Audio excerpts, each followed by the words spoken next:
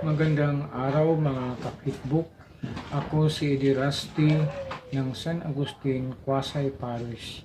Today is April 16, 2022.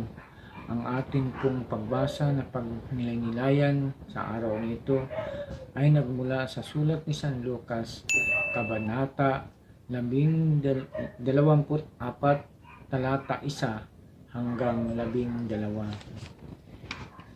Ang pagkabuhay muli ni Jesus. Si Jesus ay muling nabuhay matapos siyang mamatay sa krus. Bakit kailangan pang mamatay ni Jesus sa krus? Yan ang tanong. Mga kapatid, bakit pagdaanan ni Jesus ang kamatayan? Dahil yan ay bayad ng kasalanan nating mga tao. Nagpakamatay ang Panginoon Kristo sa krus dahil sa kanyang malaking pag-ibig sa atin. Ganun tayo kamahal ng Panginoon. Napakabuti ni Jesus. Kahit ipinagkaluluo siya ng kanyang alagad na si Judas, hindi pa rin siya nagtanim ng sama ng loob. Pinapakita ni Jesus na tayo ay mahal. Mahal niya sa kabila ng ating pagkamakasalanan. Pangalawang katanungan, bakit kailangang muling mabuhay ni Jesus? Sapagkat si Jesus ay liwanag ng ating buhay mula sa kadiliman. Nung siya'y namatay sa krus, kailangang muli siyang mabuhay upang mabigyan niya tayo ng pag-asa.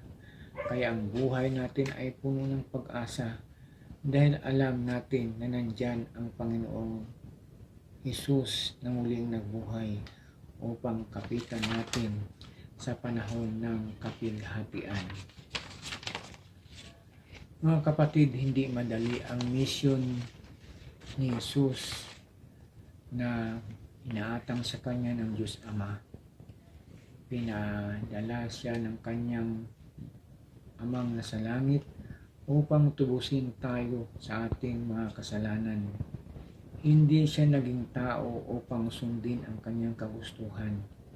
Pinadala siya ng Diyos Ama upang sundin ang nagsugo sa kanya. Kaya sana pahalagahan natin si Jesus. Huwag nating sayangin ang kanyang pagpapakasakit.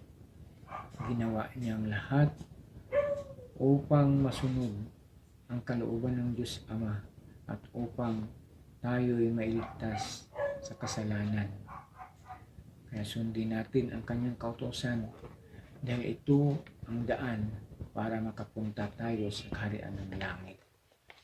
Pangatlo, magtiwala tayo sa kanya na siya'y nabuhay naman uli.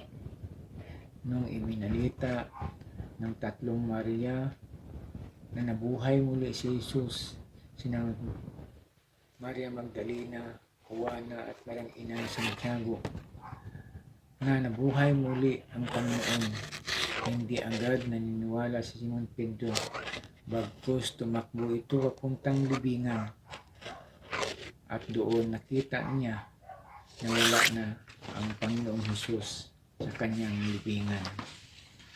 Anong mensahe na ipinarating sa atin?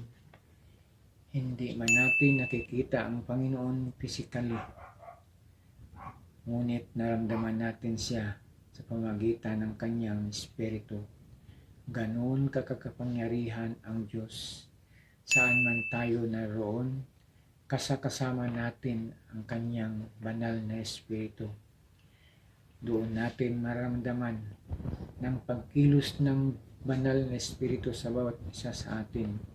Hindi niya tayo pinabayaan. Di man natin siya nakikita ng mismong kanyang katawan, ngunit ang kanya namang espiritu ay kasama natin sa bawat sandali ng ating buhay. Kaya tandaan natin mga kapatid, tayo'y magtiwala sa Panginoon.